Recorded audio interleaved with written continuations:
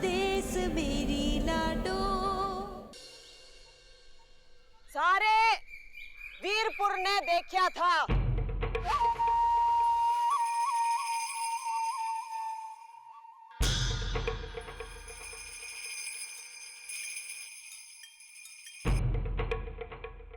खारी अम्मा जी अपने बेटे और अपनी बहू का आगे झुक गई थी।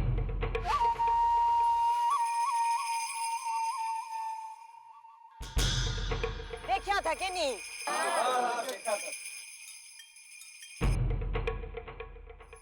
ममता में माता जी अंधी हो गई थी।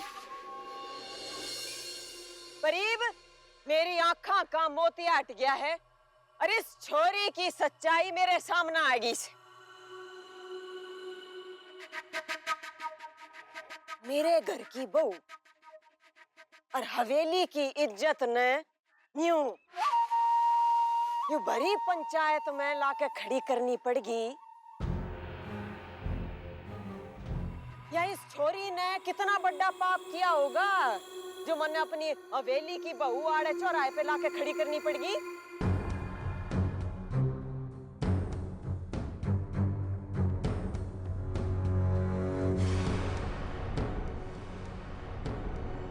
मेरी तय इज्जत नीलाम कर दी इस छोरी ने।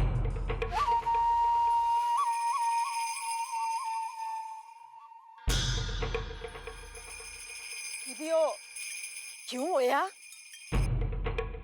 और यो कुकर होया? यो तो जी मैं अपने मुंह ते नहीं कह सकती जी। यो थारे सामने यो छोरा खड़ा है।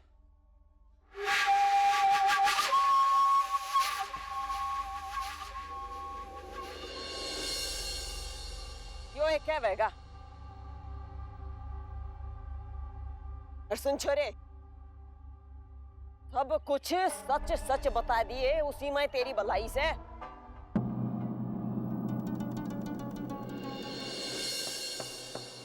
बोल।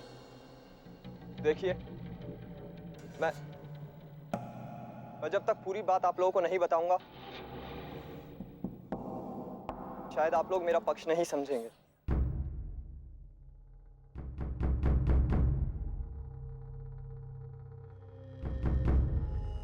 सच तो यह है कि मैं और सिया दिल्ली में कॉलेज के दौरान एक दूसरे को चाहते थे।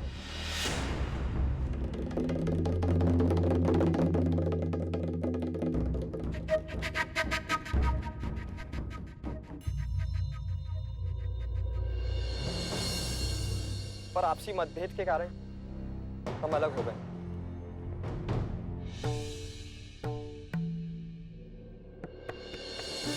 और जब मैं यहाँ राघव की शादी में आया तो मैंने सिया की नजरों में वही खिंचाव देखा। और जब इस बात का इजहार सिया ने खुद मुझसे किया और मुझे अकेले में मिलने बुलाया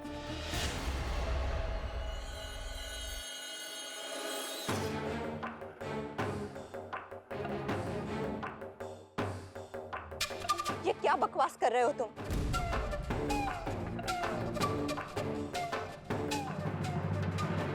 जिस लड़की को ठीक से जानते तक नहीं उस पे इतना घटिया इल्जाम लगा, वो शर्म नहीं आती तुम्हें? तुम्हें अपनी सफाई देने का पूरा मौका मिलेगा।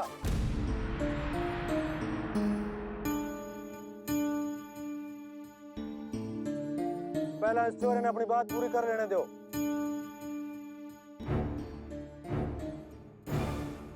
सिया ने मुझे बार बार करीब आने के लिए इशारे दिए और राघव के घर से बाहर होने का मौका देख तो मुझे सीधे अपने कमरे में बुला लिया।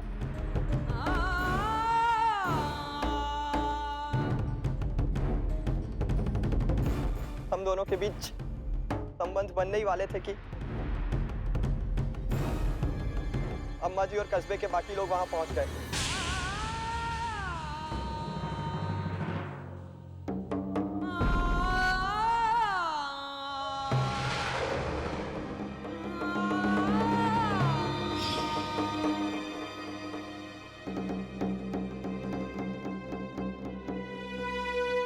मैं बहुत शर्मिंदा हूँ अपनी इस गलती पर।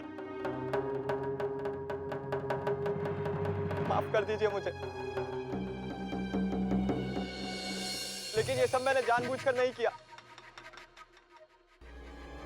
सिया ने मजबूर किया था मुझे ये सब करने के लिए।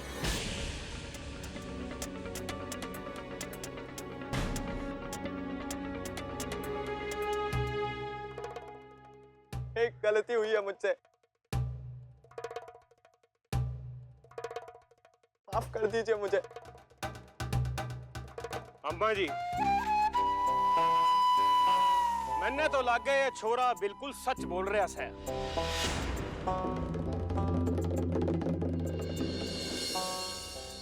अगर औरत का चरित्र ही साफ नहीं होगा तो मर्द का तो क्या दोष है?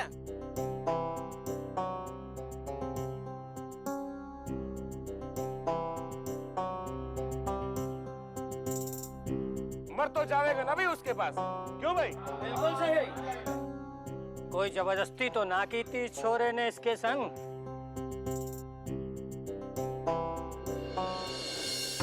लेकिन हिम्मत तो देखो इस छोरी की। किसी के ब्याह की दावत और उसी में दूसरे मर्द पे डोरे डाल के फांस लिया।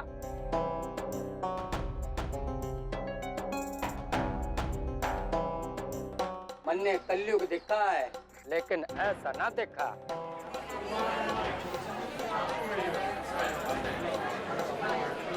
शांत हो जाइए, शांत हो जाइए। अभी छोरी की सफाई बाकी से। बोल छोरी। सफाई सफाई तो तब दी जाती है जब कोई गलती की हो।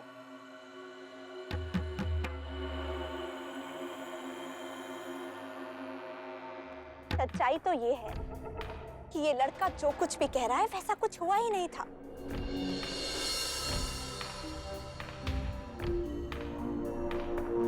कल रात जब बिजली चली गई तब ये मेरे कमरे में आए। अंधेरे की वजह से मैं इसका चेहरा नहीं देख पाई और इसे राघव समझ बैठी।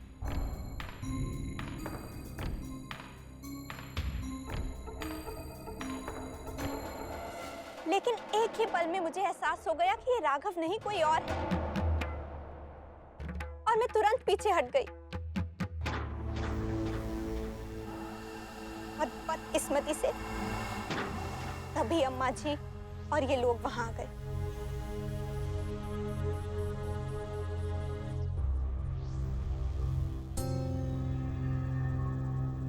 इसलिए इन लोगों ने जो कुछ भी देखा है वो सिर्फ एक धोखा है और कुछ नहीं।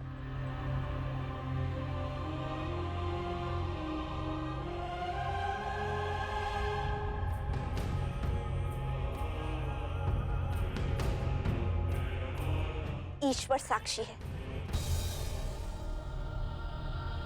मेरी कही गई एक एक बात में सच है।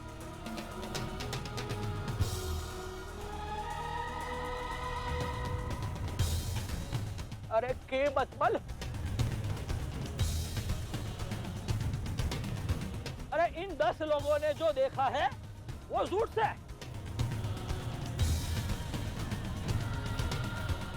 और ये जो बोले हैं वो सच से।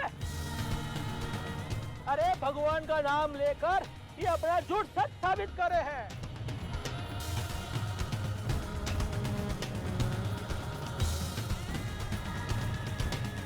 पंचायत ने लागे से कि अपना पाप छुपाने की खातिर यह छोरी तेरे चरित्र दिखा रही से।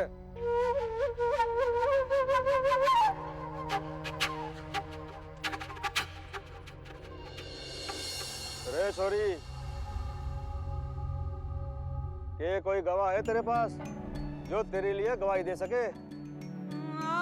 गवाह कहाँ से लाऊं मैं?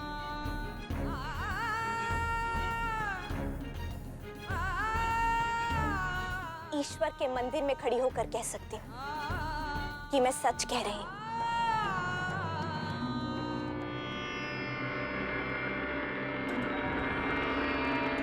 जो छोरी इतना बड़ा पाप कर सके है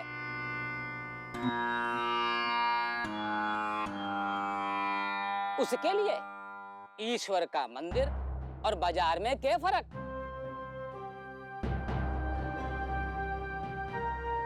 पंचायत का फैसला है, ये छोरी तो दोषी है।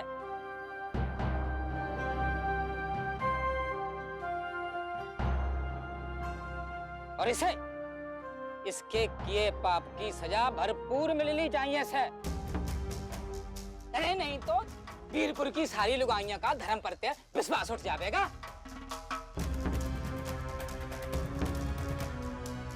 और इसने अम्मा की ही एड़ी नहीं, पूरे वीरपुर के नाम पे धब्बा लगा दिया।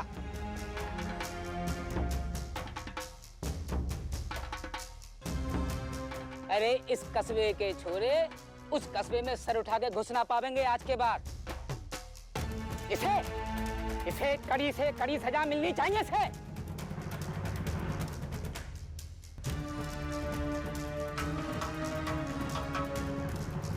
अरे जब से ये छोरी इस कस्बे में आई से इस कस्बे की मर्यादा बार बार पार किए से।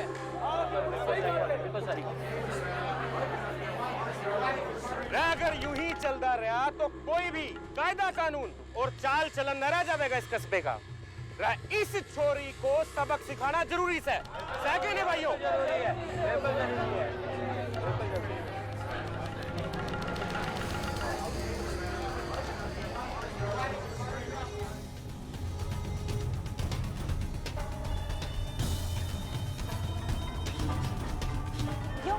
यो कोई तरीका ना हो या न्यायकरण का। चुप कर छोरी। न्यायकरण का तरीका भी पंचायत ने तेरे ते सीखना पड़ेगा। सबने सफाई पेश करने का मौका मिला से, पर इस छोरी का पाप सच बनकर सबके सामने आ गया।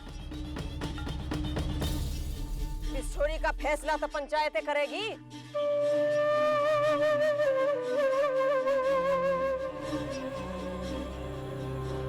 वीरपुर के रहने वालों, क्या बात तो एकदम साफ हो गई कि इस छोरी ने बदचलनी करी से।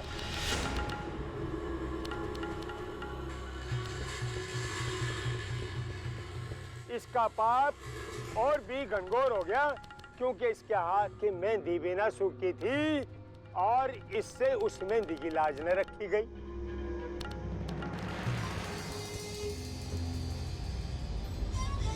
पंचायत का ये फैसला है, इस कस्बे में अपनी गंदगी फैलाने के जुर्म में इसे अब अपने बाप और बहन के साथ ईब के ईब वीरपुर छोड़ के जाना होगा।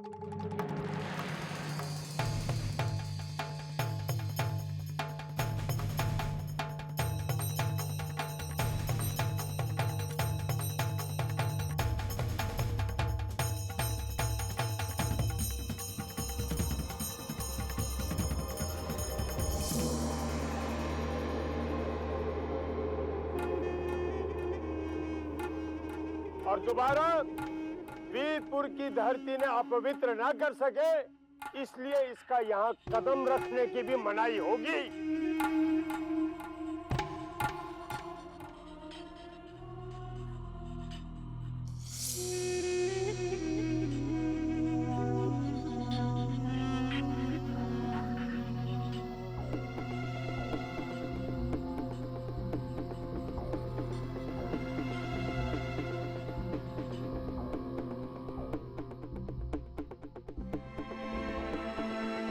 पंचायत के इस फैसले से मैं इनकार करती हूँ।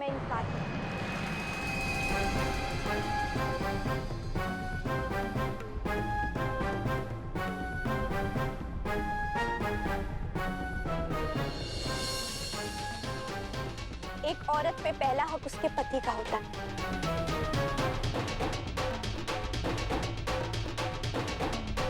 आप लोग ही कहते हैं ना, पति परमेश्वर है, तो फिर अपने पति से मिले बिना, उनके कहे बिना मैं यहाँ से कैसे जा सकती हूँ?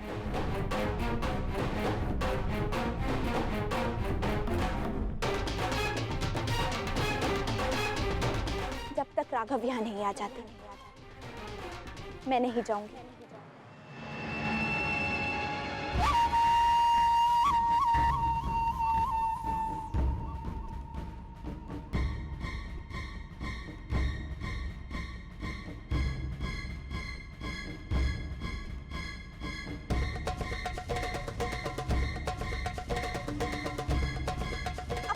से मिलने का हक है मेरा। अग्नि के साथ फेरे लिए हैं हमने। आप ही बताइए, क्या ये पंचायत अग्नि के उस पवित्र बंधन से बड़ी है?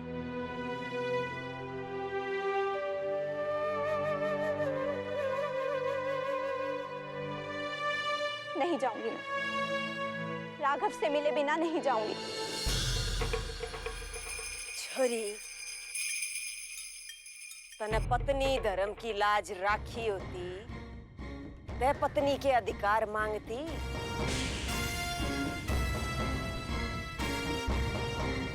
तने ते अपने कर्मों ते यो रिश्ता झूठा कर दिया। मैं जानती हूँ कितना सच्चा है राघव और मेरा रिश्ता।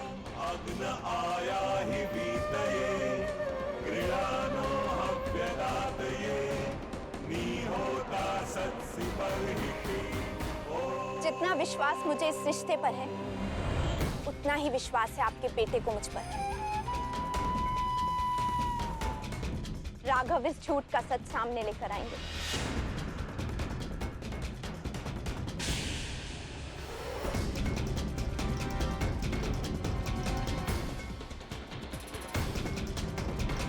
राघव से मिले बिना मैं नहीं जा सकती।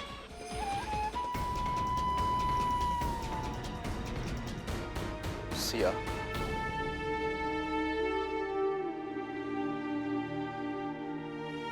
बेटा और कितना सहेगी, कितना सुनेगी ये सब कुछ। यहाँ सच्चाई सुनने वाला कोई नहीं है।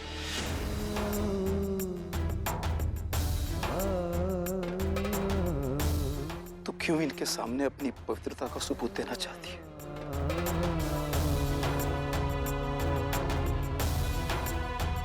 बेटा, ये कस्बा तो क्या, पूरी दुनिया में ऐसा कोई नहीं है जो तुझसे तेरी पवित्रता के बारे में सवाल पूछने की हैसियत रखता हो।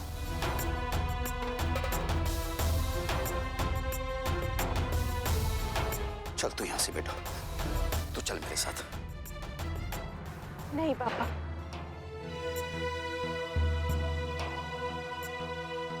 राघव से मिले बिना मैं नहीं जा सकती। इस कलंक के साथ मैं पूरी जिंदगी नहीं जी पाऊंगी।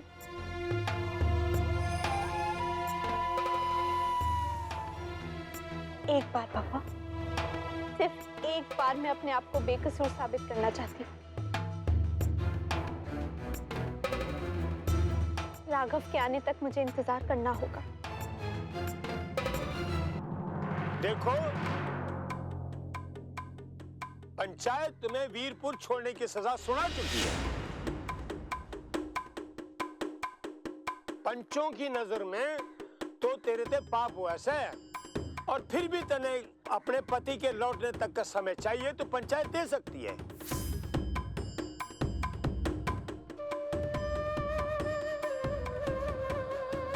लेकिन शर्त यह होगी, क्योंकि तने बहू होने की मर्यादा तोड़ी से, इसलिए तने बहू नहीं, 6 महीने तक नौकरानी की तरह अम्मा जी की हेड़ी में रहना होगा।